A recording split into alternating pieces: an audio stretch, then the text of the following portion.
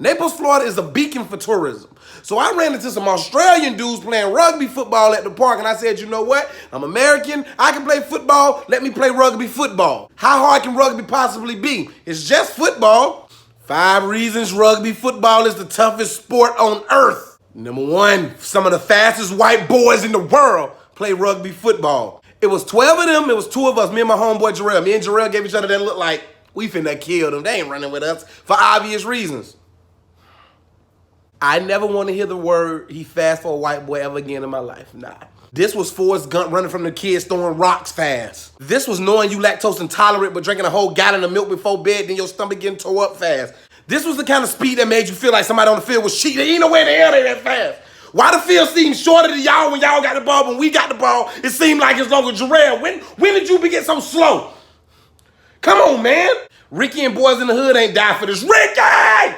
Google Ricky Boys in the Hood running scene, you'll get that joke, I promise. Number 2, you better have shoulders like a well-built highway you trying to play rugby football. Now, rugby football is a thing called a scrum. A scrum is when you see them get together and lock and start pushing back and forth. I thought they were just pushing back and forth to push back and forth to like rest and get some beef out their system. Nah, a scrum is when you trying to gain possession of the ball. They picked me to be in the front of the scrum. Now, when I got in the front of the line, I didn't realize we had to interlock like under armpits and stuff like that. I was nervous because I was thinking I might be musty. I ain't come out here to play rugby. I just came out here to walk and talk with my dog. They ignored that. Nobody said anything to me. When they said go, we went. But when we went, I realized my neck was bending in a way it never bent before. My neck don't bend like this. Might been like this in certain situations in the bedroom, but in rugby, my neck didn't never been like this. I was hurt. The intensity that goes into pushing like this, I need to not never skip leg day at the gym again. While everybody else was at the normal, like, Graham, my shoulder blades was doing the cabbage patch.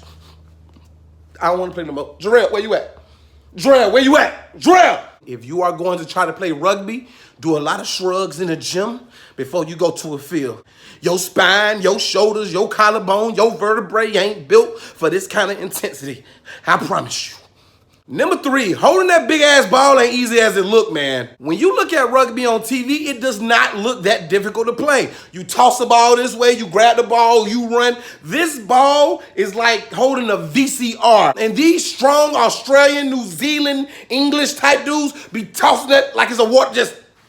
It ain't that easy. When you running forward to toss something back accurately without looking while getting hit in your rib cage that you probably not gonna have after you leave here because you ain't come prepared to lose a rib, but Adam gave Eve a rib, so you should be able to survive with it. It's not that easy. There is a science to running and tossing this beach volleyball. You think, and then when you grab it and you running, the size of it takes air at you. Rugby football players are on a level that we couldn't even imagine.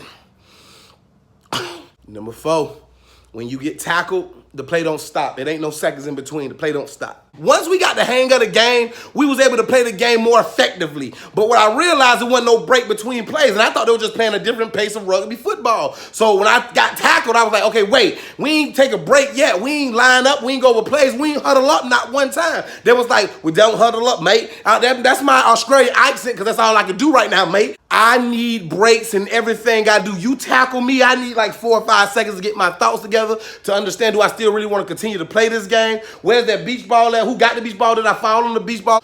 But if you're going to play this game, don't think there are any breaks and line up and get ready, get set. Hell no. Once one man go down, another man is back up running. I bet you women love male rugby football players wherever it's played because as soon as they go down, they right back up. As soon as they go down, they right back up, if you get what I'm saying. And number 5, when you score a point in rugby, the feeling is like no other. I do not care if this was pickup rugby. I do not care if this was real. I do not care if this never make the internet. I do not care if I never make a team. When I finally got in that end zone and put that egg down, I lost my mind. All the hard work, all the scrumming, all the almost having a cauliflower type ill. I've hit a 3-pointer in basketball. I've hit a home run in baseball. I've scored in soccer, goal, and slid on my shins.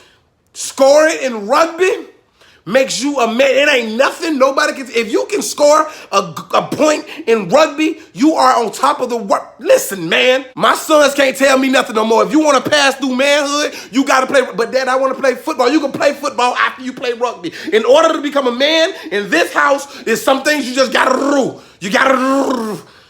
My tongue got a cauliflower on it. It's just some things they're going to have to do, and they're going to have to play the rugby. So to all rugby football players of the world, because it's global, I salute you. No, I won't be afraid. No, I won't be afraid. Just as long as you stand by me. So